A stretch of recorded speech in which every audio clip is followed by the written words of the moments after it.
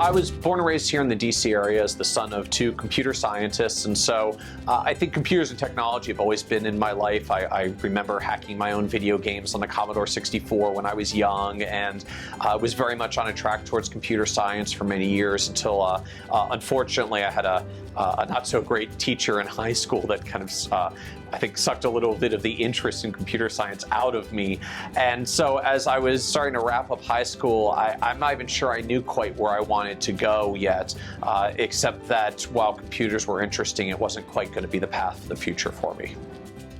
I went to Bates College, which is a liberal arts college up in New England, and really went off to school, I think, as most people, not entirely certain quite what I wanted to do. As I found my way through there, I kind of fell in love with the theater and was fascinated by psychology, and actually finished as a psychology major, theater minor, with a strong interest in medicine as well. I was an EMT in college and had a lot of interest in possibly going into medicine, but as I approached the end of college, I kind of found that I didn't really want to go into psychology. I didn't quite want to go into theater, and I at least wasn't ready yet to go into medicine.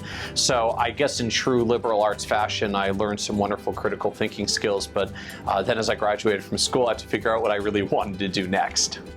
I started out in the life insurance industry truly directly out of college. Graduated on Memorial Day weekend, so I graduated on a Saturday, packed up everything I owned on Sunday, drove home on Memorial Day Monday, and first thing Tuesday morning reported for work as a life insurance salesman. Sales was not quite the best path for me. It didn't take me terribly long to realize that it wasn't quite the right track, and so I changed firms a couple of times in the industry in the early years, from a traditional life insurance firm to an independent broker-dealer, to ultimately land at the RA, where I still am now, Pinnacle Advisory Group. And I have to admit, it gave me a really interesting perspective on the challenges in the financial services world across all the different channels, having spent some time in each of them, and really understanding what it's like to try to prospect for life insurance, and what it's like to try to do financial planning in an independent broker-dealer environment, and then ultimately what it's like to work in the independent RIA space.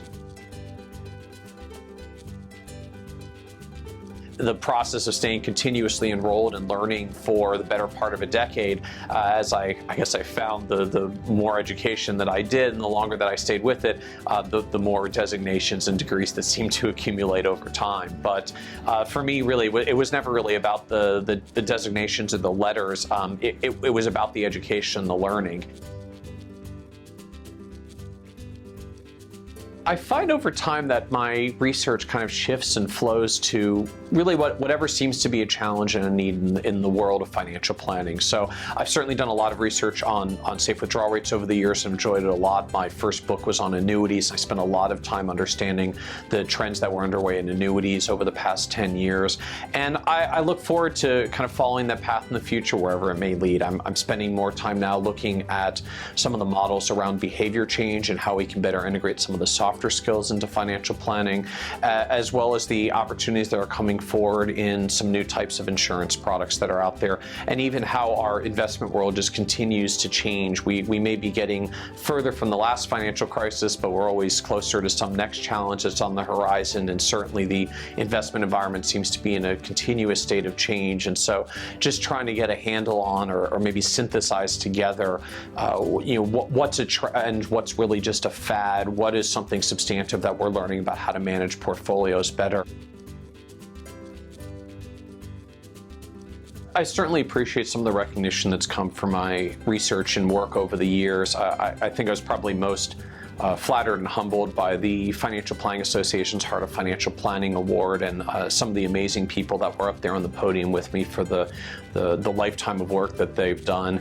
I suppose it's a strange path for me, because I don't really even see this as having an end. As our profession continues to evolve, so too will my work, and I'm not quite sure even where the path will lead, but I look forward to continuing to do it for many years to come. So I've been involved with a lot of committees, task forces over the years for a lot of different associations and industry groups. And to me, it's really just part of being a professional. On the one hand, yes, we're trying to serve our clients well and grow a business. But on the other hand, you have to give back as well. And to me, it's really about ultimately seeing some of my contributions have a wider reach. It's certainly positive for what we do for our clients, and I enjoy that. But at the same time, I really want to be able to have an impact on the profession more widely. And to me, volunteering and giving back is really how you make that happen. There are a few other pursuits and interests that occupy my time. I do a lot of work as a board member for Washington Improv Theater, trying to grow the improv theater community in Washington, D.C. I've been playing bridge with my father at the same local club game for more than 20 years, and as a bit of a nerd, I'm certainly known to play a computer game or two over my years. But these days, really what occupies a lot of my free time when I have it is just enjoying it with my family and my little girl. Yes, I do. I need my 8 hours as well as a good cup of coffee in the morning to get going. I am known a little bit of a workaholic, but really a lot of it for me comes down to technology. I've always got my tablet by my side. I think technically I have 7 monitors, even though I only have 2 eyeballs. But it's the technology that's out there that really lets us, certainly that lets me be efficient enough to do as many things as I try to do and make it all work. These days I find my time is divided into really 3 parts. The first third is back to Pinnacle Advisory Group, our wealth management firm, and figuring out how to serve our clients well and continue to grow the business. The second is around all of my writing activity, both the Kitces Report newsletter and my Nerd's Eye View blog. And the last third is speaking, going out to industry events. I speak at more than 50 every year, from small local chapters to large national conferences, and get what I think is a very interesting perspective on all the different types of advisors out there, the different channels they're in, the different challenges that they face, and to really see what's working and not working in financial planning. And the good news is, notwithstanding the fact that I am known to be a little bit of a workaholic, I find it's a very comfortable balance, and it's really something that I can see myself doing for many years going forward from here.